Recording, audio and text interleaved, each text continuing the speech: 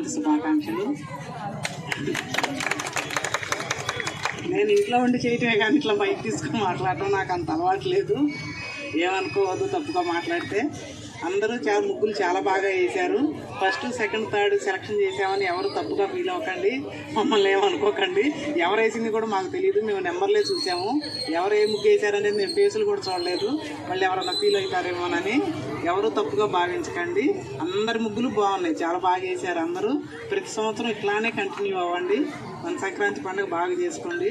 గోవర్ధనాచారి గారి వాళ్ళ భార్య తొందరగా కోలుకోవాలని కోరుకుంటున్నాము. గోవర్ధనాచారి గారు ఎప్పుడు మేము వెన్నంటే ఉన్నారు కాబట్టి ఆయనకు పూర్తిగా మీరు కూడా సపోర్ట్గా ఉండాలని కోరుకుంటున్నాను. మీలో ఉన్నటువంటి ఇద్దరిలో ఒక ఆత్మీయతా భావం సంచరించుకునేలాగా మనం అందరం నడుచుకున్నాము.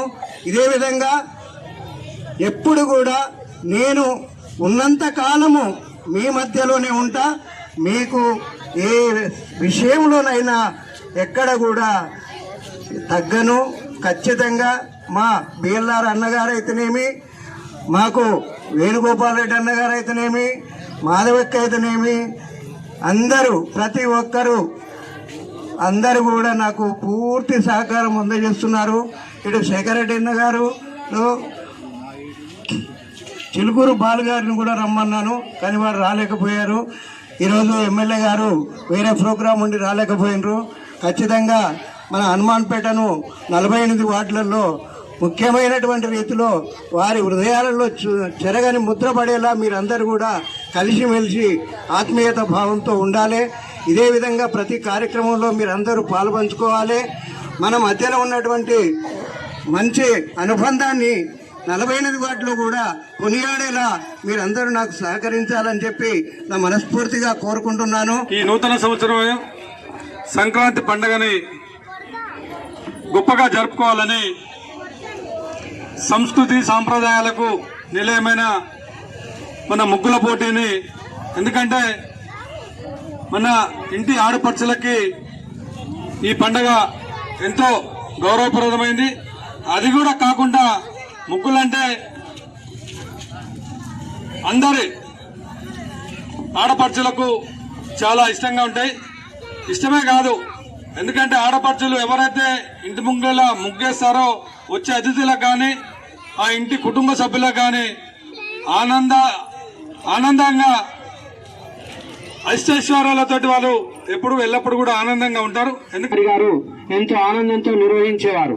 ఈ సంవత్సరం కూడా ఆయన పుట్టెడు దుఃఖంలో ఉన్నప్పటికీ, ఆయన భార్యకు కొంత అనారోగ్యంగా ఉన్నప్పటికీ, అంత క్లిష్ట సమయంలో కూడా వారు వార్డులో ఈ సేవా కార్యక్రమాన్ని, ఈ పోటీ తత్పరతను వదిలిపెట్టకుండా వారు ఈ కార్యక్రమాన్ని నిర్వహిస్తున్నందుకు మేము వారిని అభినందిస్తున్నాం. అదేవిధంగా వారి భార్య అతి త్వరగా కోలుకొని మళ్ళీ ఈ ప్రజాక్షేత్రంలో ఆమె ముందుండాలని చెప్పి మేము మనసారా కోరుకుంటున్నాం. గోవర్ధనాచారి గారు ఈ 5 సంవత్సరాలు కూడా చాలా కష్టపడ్డాడు. అందరూ కూడా బిఎల్ఆర్ అన్న గారి నాయకత్వంలో ప్రతి కార్యక్రమాన్ని, అంటే వార్డు కౌన్సిలర్ కాకపోయినా కానీ అందరి ఇన్ఛార్జీలతోటి ఎన్నో అద్భుతమైన కార్యక్రమాలు చేయడం జరిగింది. కరోనా టైంలో కూడా అసలు సాహసించి 48 వార్డులలో కరోనా మందును కానీ, అదేవిధంగా వారికి సంబంధించినటువంటి ఏదైతే ఆహార పదార్థాలను కూడా తెగించి, ప్రాణాలకు తెగించి పట్టణంలో పంచడం జరిగింది. ఆ యొక్క కార్యక్రమాలన్నీ కూడా ముందుకు తీసుకుపోయి ఈరోజు అన్నగారి నాయకత్వంలో, అదేవిధంగా కాంగ్రెస్ పార్టీ ముందుకు పోతూ మనకు ముందు సాగుతున్న తరుణంలో ఈ యొక్క సుఖ సంతోషాలు ఏదైతే ఉందో మనకు వచ్చే పండుగని మనందరం కూడా సంతోషంగా జరుపుకోవాలని, అదేవిధంగా రానున్న రోజుల్లో గోవర్ధనాచారి గారిని ఖచ్చితంగా మీరు కౌన్సిలర్గా చూడాల్సిందిగా నేను ముఖ్యంగా చెప్తున్నా. గారికి వారి సతీమణి మాధవి మేడం గారికి రుణపడి ఉంటామని నేను అనుకుంటా. నేనైతే మామూలుగా సరే మీరందరూ ఏకీభవించకపోయినా కూడా నేనైతే సరే రేపు కౌన్సిలర్ అయినా కాకపోయినా కూడా దీన్ని మాత్రం ఏకీభవిస్తా. ఎమ్మెల్యే గారికి ఎప్పుడు వెన్నంటి ఉంటా. మీరందరూ కూడా మాకు సహకరించాలి. మా ఎమ్మెల్యే గారిని ఎలాగైతే భారీ మెజారిటీతో గెలిపించారో రేపు మా అన్నగారిని కూడా మీరందరూ తోడుండి గెలిపిస్తారని ఆకాంక్షిస్తూ మీ అందరికీ మరొకసారి సంక్రాంతి శుభాకాంక్షలు.